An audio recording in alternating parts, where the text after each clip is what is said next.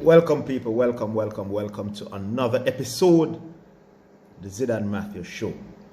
All right, remember, if you're tuning into the channel and you like what you see or you hear, then you subscribe to the channel. All right, I'm going to get right into it now. So, JC and KC finals for the Champions Cup. And I think the Champions Cup is the best indication of who the best schoolboy team is. And here is why. You first have to qualify for the Champions Cup. It means that you have to be among the top 4 teams in your division. Now then you're going to face top teams from both competitions, the very best from both competitions, the Manning and the Da Costa Cup. You might have to be 2 good Da Costa Cup team and then the very best Manning Cup team, and vice versa. So I think the best indication of who is the best team in the island is generally the Champions Cup winner. Now, however, depending on what you saw in a game and then trophies that other teams would have won, you can say, listen, a team that's had a bad day or like yesterday, Whisper was special, one of the best schoolboy, if not the best schoolboy football performance in the last 20 years. And he delivered. So, it could be a situation like that also. But generally, I think it's a competition that you should use to determine who the best schoolboy football team generally in Jamaica is. I don't think any of the teams in the finals is the best team. That's just my view. I think Clarendon College is the best team. Whisper was super dominant yesterday. Special performance. I've done videos before. You can check the channel, people. Waxing lyrical about how talented he is. I mentioned, in one of the videos, he's the best of the last 10 years. And some JC people never like it.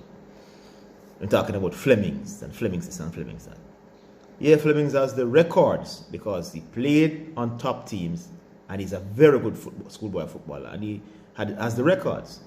So I'm not talking about greatness as a schoolboy footballer, because greatness has to do with longevity as well, how long you would have done it for. I'm just talking about the ability, straight ability, which now nothing to do with longevity. You see him at a sustained period against quality players, you see the ability. In terms of ability, Whisper is the best schoolboy footballer in the last decade for sure. I see some people now joining the wagon, joining the conversation and going back to the 80s and all of that. I wasn't around in the 80s, really.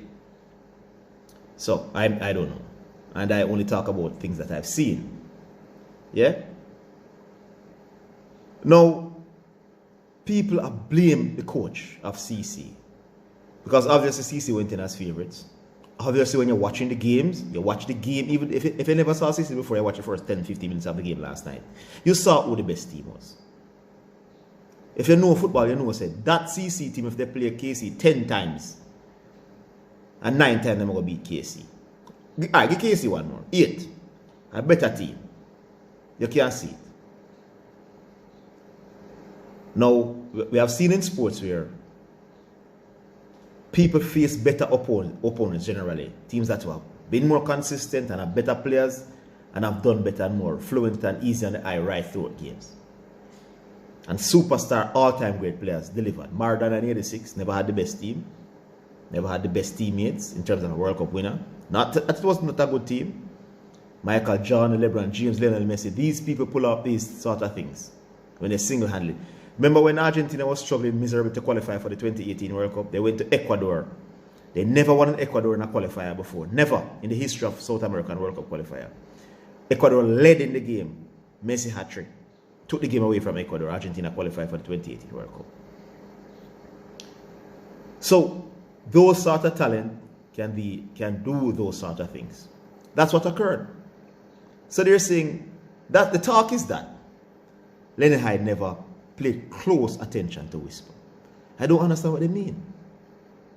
Whisper dribble past about 5 or 6 Clarendon players for the first goal. You want more players than that to be around Whisper? So you're not going to blame Lenny Hyde for the first goal. So they are saying, all right, the first goal happened, you see the class, Lenny Hyde, put a man mark on him. The second goal, Whisper picked up the ball inside his own half. First one, he did the same as well. The second goal, Whisper picked up the ball in his own half. 3 Clarendon College players were in their half. So it meant he would have to deal with 3 Clarendon College players. When you ask one, you know, that you're saying Lenny Hyde should have put one man mark on the ball on a silly self. How can a man play football when play and have one man when you have the ball, where you go and mark? And the man play total football. And it has worked for him right throughout the season. He has been dominant. So he never need to have any man. So Whisper had to deal with 3 Clarendon College when he broke. And dealt with them and he scored. Brilliant goal again. How are you going to blame Lenny Hyde for that? You ask for one player man marking him, you know. The man destroyed 3 players. So you nullify, you not make no sense. People are blaming Lenny Hyde for the result yesterday. You're not making any sense at all. Jamaicans, I don't know about any race in the world. Jamaica I come from.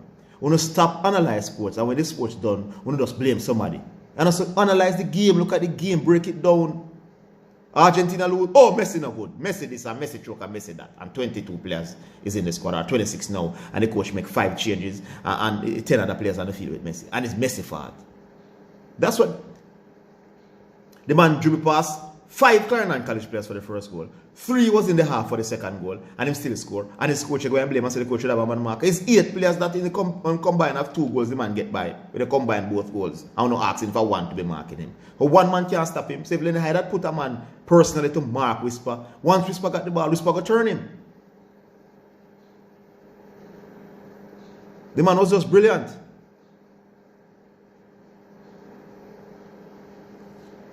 The man was just brilliant, people. Simple logic. Lenny Hyde tactically did not do anything wrong.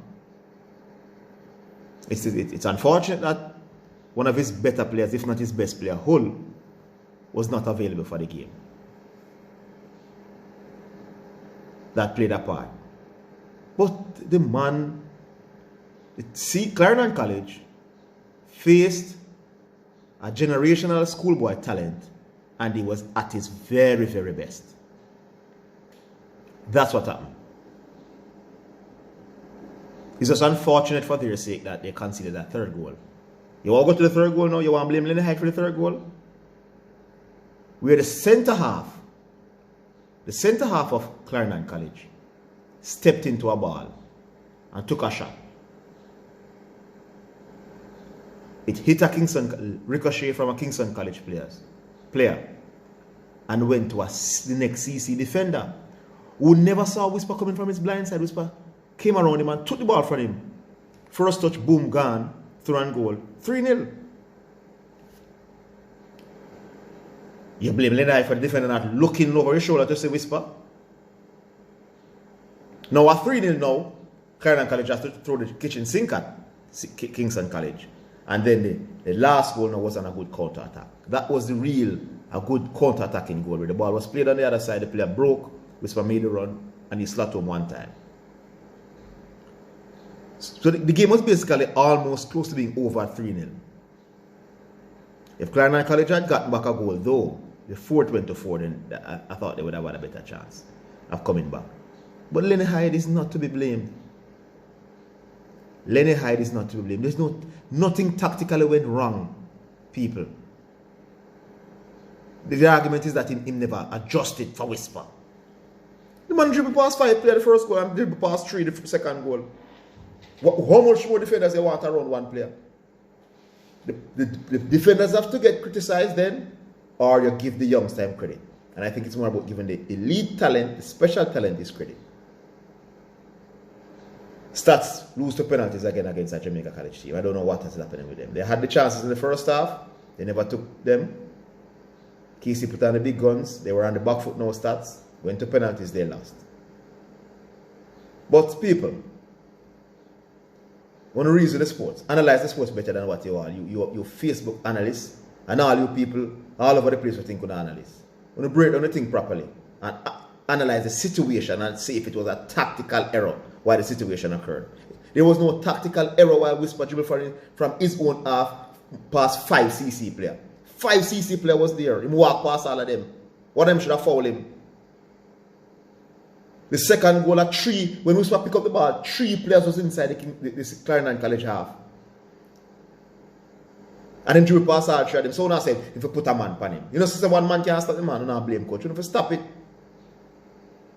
And you know, Mr. Man, when we think a man forget criticize, I do it. But anyways, people, Lenny Hyde had nothing to do with Clarendon College losing yesterday. It was Whisper, a generational schoolboy talent, being at his very best. Like, subscribe, share the video, people. Big up.